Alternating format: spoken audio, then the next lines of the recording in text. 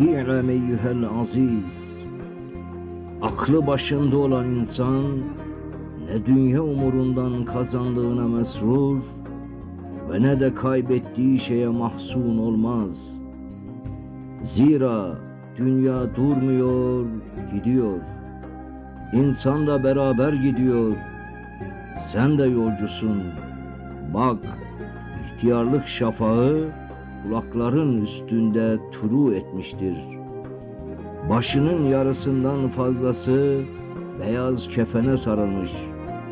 Vücudunda tavattun etmeye niyet eden hastalıklar ölümün keşif kollarıdır.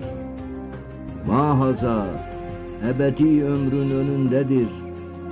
Bu ömrü bakide göreceğin rahat ve lezzet ancak bu fani ömürde say ve çalışmalarına bağlıdır. Senin o ömrü bakiden hiç haberin yok. Ölüm sekaratı uyandırmadan evvel uyan.